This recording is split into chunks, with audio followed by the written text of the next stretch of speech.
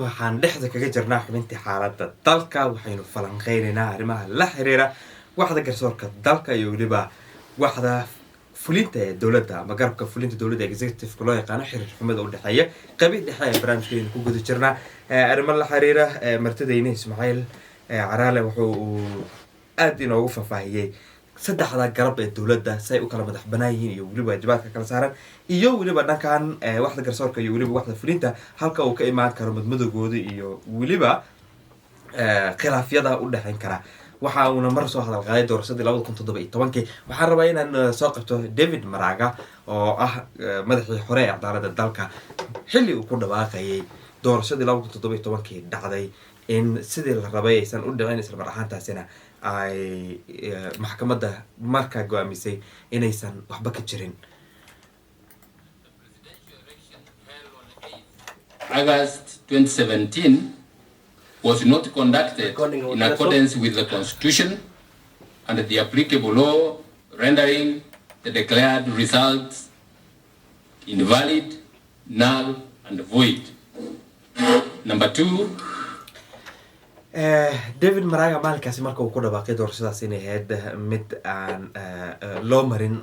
sidii la rabay isla markaantaasina uu jiray madmadow iyo wax daba marin doorashadana ay tahay mid waxbaan ka jirin doorashada kale in lagu laabto ay amreen xiriirkii u dhexeeyay David Maraga ama waxda garsoorka marka uu sheegay xilkaas hayay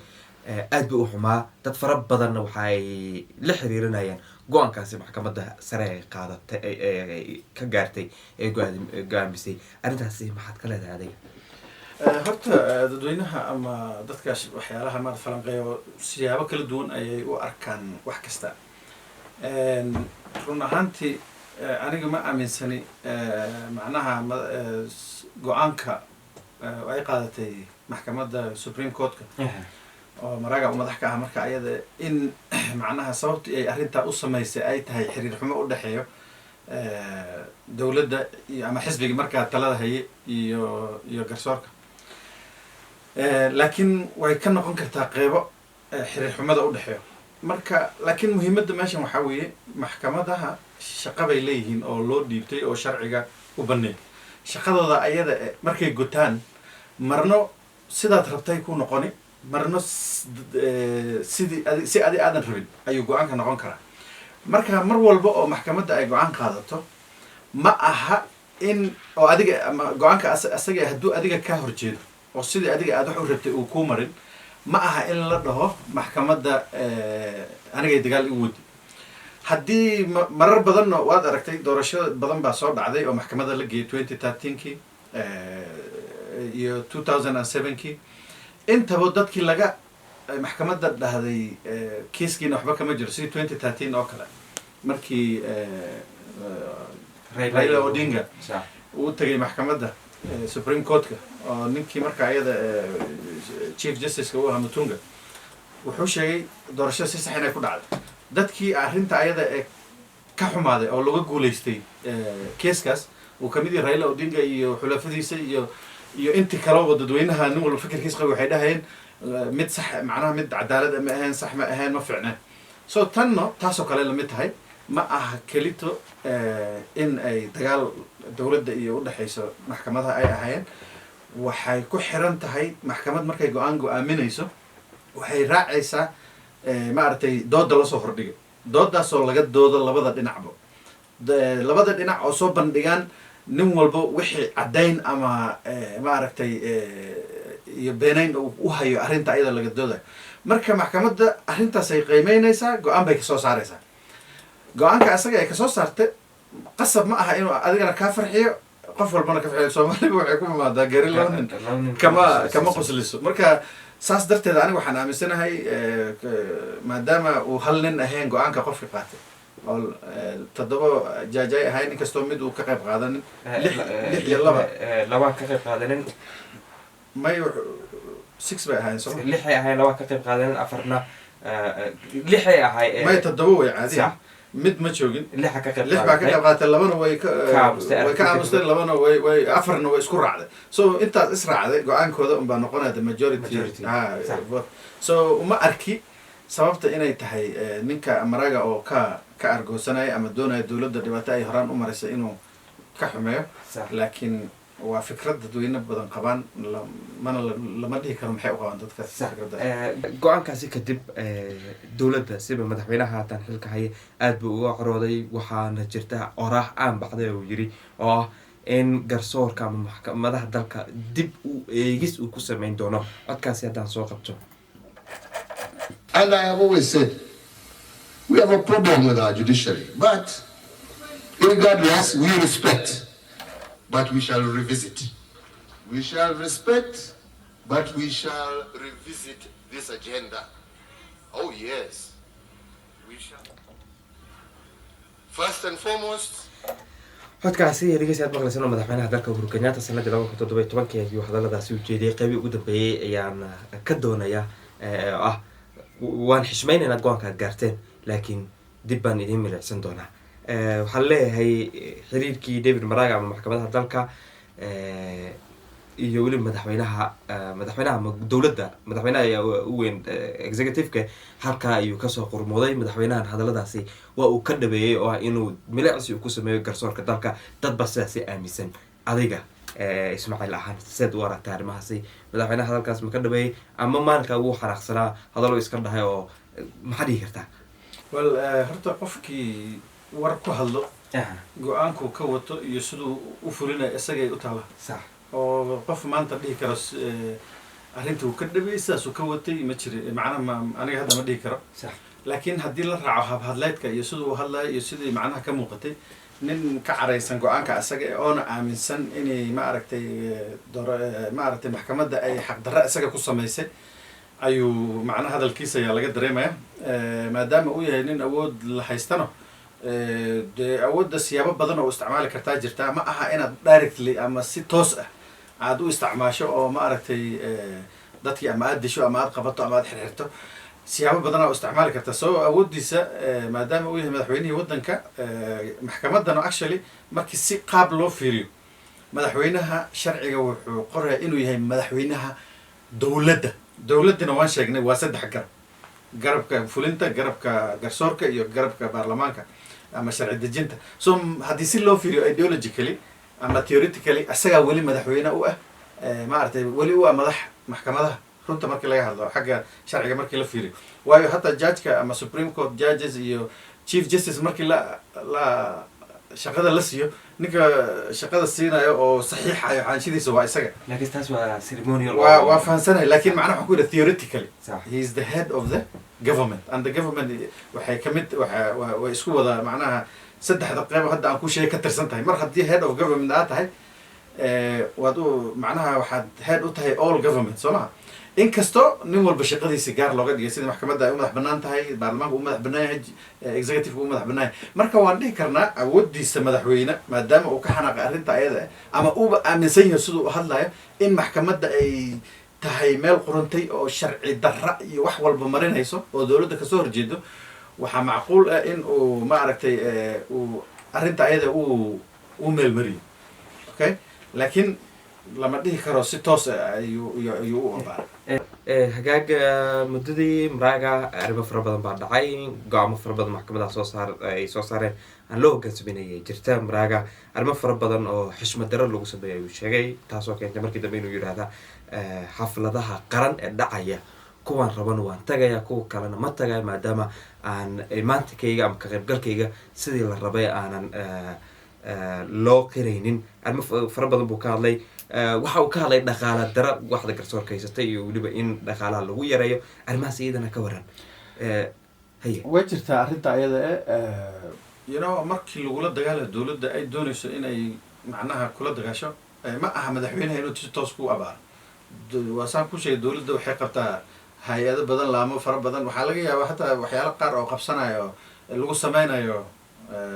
chief justice Maraga oo kale ama lagu sameynayo badigooda dad macnaha rabo inay go-aan hoose fuliyaan inay yihiin ay u badneed laakiin waa run arrintaa way dhacday sida horaan kugu sheegayna waxaa weeye lacagta loo qaybiyo dalka oo lagu wado waddanka waxaa qoondeeyaan baarlamaanka executive-ka waxay kuleeyihiin lug laakiin baarlamaanka ayaa qaybiya ama qoondeeya siyaabaha dowladda qasnada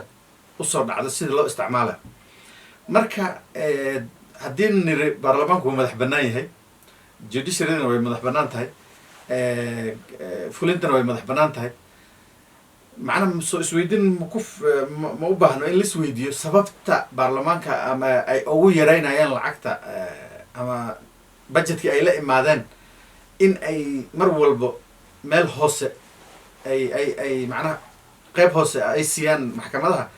waxaa go-aanka baarlamaanka sameyna laakiin baarlamaanka talada hayaa u badan sidoo kalena wasiirka maaliyadda waxa uu ka tirsan yahay dowladdu ka tirsan yahay waa soo socda marka sidaan ognahay waddankan inkastoo aan niray baarlamaankana waa xor judiciaryna waa xor executiveka waa xor maadaama aan nahay presidential system presidentkii wuxuu ka imaadaa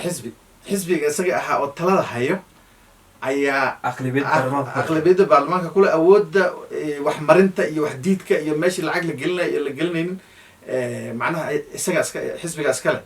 maadaama xisbigana uu madaxweynaha uu madax u yahay mar walba go-aanka madaxweynaha ayuu xisbigina yuu fulina marka arrintan arrin macnaha ka socoto meesha inay taho oo executiveka ay si walba iskugu dayda in ay muquuniso maxkamadaha meeshaasay kasoo bixi kartaa david maraga ayaan soo qabanaya mar arrimahaas isagoo ka hadlayo oo leh waxa ay dowladda arrimahan u sameynayso waxay doonaysaa in ay la wareegto maamulka iyo controolka waxda garsoorka dalka. The judiciary is not interested and does not interfere with the affairs of other arms of government. Why are they interested and interfering with our affairs? You want me to tell you why? They want to control the judiciary. They want to control the judiciary. They want to make the judiciary a puppet. We can't do that. david maraga wuxuu leeyahay arrimahan dhibaatooyinka waxda garsoorka ay marayso aad ujeedaan waxa loo ogolleeya waxay tahay dowladda waxay doonaysaa in dabadhilif ay ka dhigto waxda garsoorka marka su-aashaan raba halkaa inaad naga faasiiso waxay tahay maxay dowladda ay haddayba jirto inay rabto ama ay doonayso maxay u rabtaa in ay la wareegto maamulka garsoorka sidaan horaan markii hore ku horumariyey markii oo aan furayna arrintan waxaan ku caddeeyey dowladda marar badan waxay la imaataa barnaamijyo ama policies ama fikrado ay rabto in ay meel mariso oo ama baarlamaan ku meel mariso ama dadweynaha ay ku meel mariso ama sideedaba ay iyada macnaha isticmaalayso awooddeeda dowladma ay meel mariso marka marar badan waxaa dhacdaa sharciyada iyo boolisiyada iyo go-aamada dowladda cabinetka kasoo baxo oo dowladda rabto inay mariso sidii hadda go-aankan BBI oo kale ma aragtay barnaamijyo dowladda ay wadato oo sida canshuurta waddanka in la kordhiyo oo kale waxyaalo fara badan dee dowladda ay la soo imaato sanad walba oo government policy la yidhi mar haddii government policyga ay wadato executiveka mar walba intii maxkamad la geeyo maxkamadina ay dowladda maarata ka hor imaanayso dowladdii ama executivekii waxay u aragtaa in ay maxkamadda caqabad ku tahay wax walba oo ay fulin rabtay laakiin haddaad si u fiiriso sidaan kuu sheegnay maxkamadda way madax bannaan tahay qodobka article 159 ayuu ku qeexan yahay macnaha awoodda maarata judiciaryga inay madax bannaan tahay inay dhege la-aan tahay oo ay dhegaysanayso nin walba isku si oo aynan dhinac maaragtay u eexan karin marka hadday judiciaryga waxaa laga rabaa inay dowladda kale ama executiveka waxay ka filaysaa in ay xoogaa maaragtay iska indha tiraan qaladaado ama dhibaatooyin lagu hayo sharciga waddanka laakiin maxkamaddii way soo istaagtay oo sharcigeeday siday tahay maaratay ay u fushanaysaa marka mar walba oo dowladda nidaamkii iyo wixii ay wadatay laga hor imaado waxay iyadana isku dayaysaa inay meel ka wiiqdo maxkamadda marka laakiin mar walba wixii weli intuu tegi doonaa maxkamaddii unbuu tegi markan markii dowladda hadda ay wax samayso oo xadgudub ku ah sharciga waddanka meesha la geenayo waa maxkamaddi markii la geeno waxay leedahay dowladda way qaldanta dowladda arrintaa ma samayn karto wax ka ayagana marka iyadeed waxay bilaabeen cadgoosi ama argoosi inay maxkamaddii wax kasii hadlayaan wixii ayaga ahaa dad baa qaadiyo maxkamad tegi arrintan dowladda ay samayso waa qalad maxkamaddii markii la tagano maxkamaddii waaba meeshii go-aankii lagu gaari lahaa so marka si lagu kala maarmo dowladda inay intay isku daydo maxkamadda inay muquuniso maxkamaddana ay ku aamisto way adag tahay inkastoo ay ku xiran tahay madaxa ama maaragtay hay-addan maarata garsoorka sidii ay macnaha sharciga ugu dhaqanto madalan hadda waxaa jira isbedela ka dhacay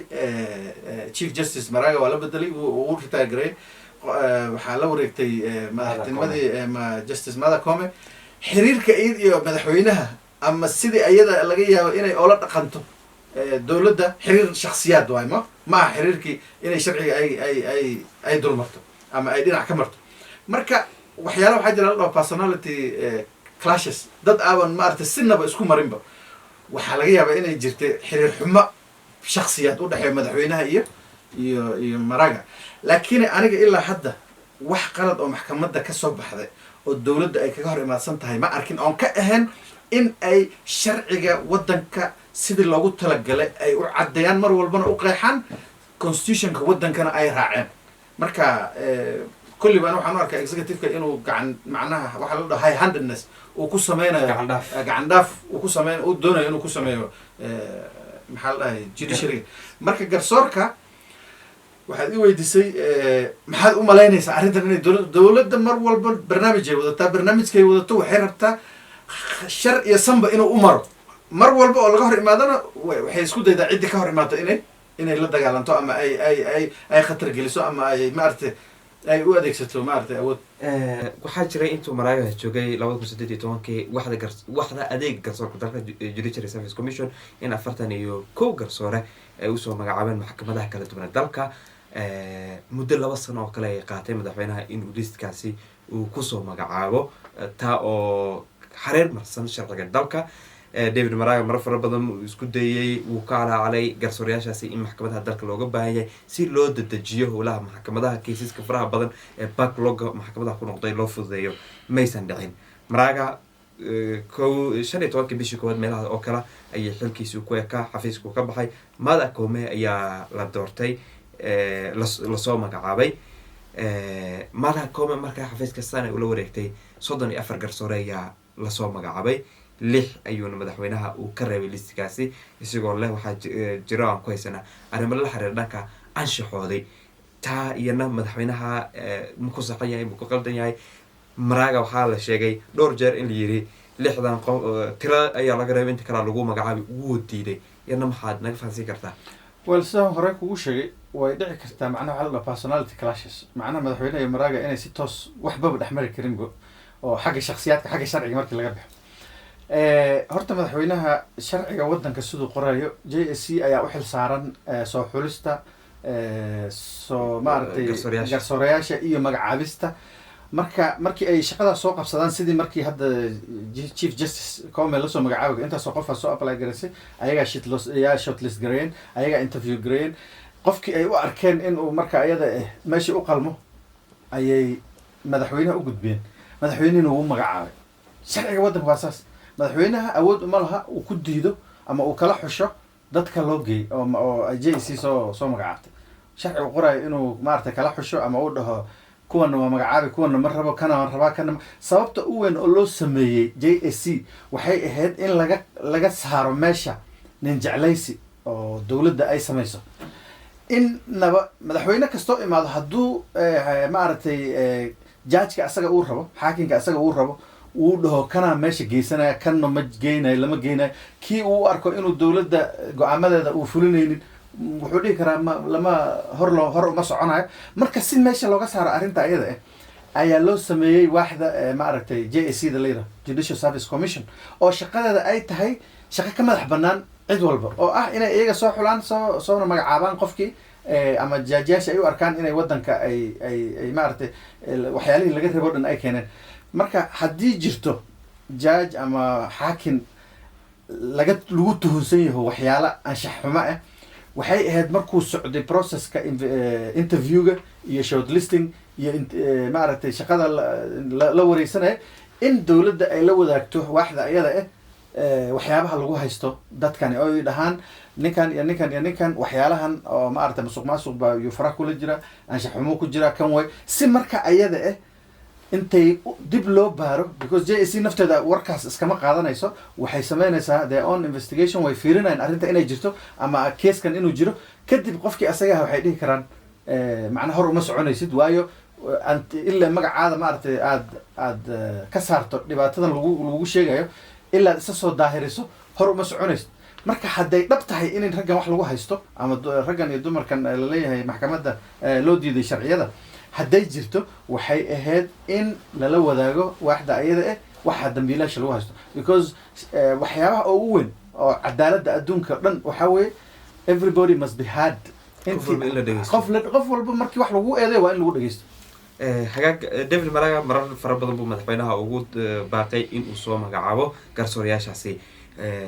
xilkiisii ku dhameysay iyagoo aan la soo magacaabin Martha Koome oo hadda ah madaxa cadaaladda dalka ee cusub iyana saas oo kale madaxweynaha baaq bay u dirtay. I want to take this opportunity to reiterate my position as the Chief Justice and as the chairperson of the Judicial Service Commission, and state that all persons recommended by the JSC and as directed by the Constitution must be appointed as judges. That is the law. I am a judge. waa Martha Koome madaxa cadaaladda dalka cusub iyana madaxweynaha saas oo kale ay ugu baaqday waxay leedahay sida ay sharcigu dhigayo liiskii uu soo gudbiyay JSC waa in sidoodii lagu soo magacaabaa madaxweynaha waxaad moodaa Martha Koome way hadashay David Maraga saas oo kale madaxii hore cadaaladda David Maraga ka hore William Mutunga intaba madaxweynaha dhigaha ka fariistay sababtu maxay tahay kula tahay waa sidaan horey u sheegnay macnaha meeshan madaxweynaha sharciga ayuu ku dhaartay inuu ilaaliyo inuu difaaco inuu u hoggaansamo marka haddii uu madaxweynaha u hoggaansamaynin sharciga waddanka uu ku dhaartay in uu ma aragtay una difaaco dan wuxuu noqonayaa mid meel kaga dhacay sharciga waddanka oo la rabay inuu ilaaliyo marka taasna sharciga wuxuu ka dhigaya way iyadana sharcigu ku qoran yahay dad baa William Mutunga iyo David Maraga waxay leeyihiin madaxweynaha arrimahan uu sameeyay waxa ay ka dhigaysaa ama ay xalaalinaysaa in isaga xitaa laga keeno mooshin xilka looga qaaday fikradda ma aaminsan tahay waa tan hadda aan ku iri sharcigan wax buu ka dhahay sharciga wuxuu ka dhahayaa madaxweynaha ama qof walba oo ma aragtay state officer ah haddii uu sharciga constitutionka uu meel ka dhac ku sameeyo sharciga wuxuu qorayaa ama uu cadaynayaa in lagu sameyn karo maarata xilka qaadis marka xilka qaadiskana ma aha keli arrin sharciyeed waa arrin siyaasadeed marka xisbiga waddanka talada haysto iyo maanta waddanka ka jirin mucaaradkii iyo dowladdii ay hal sarir wada jiifaan macquul ma aha ama way iska adag tahayba inay maarata lagu guuleysto inay maarata madaxweynaha xilka laga qaado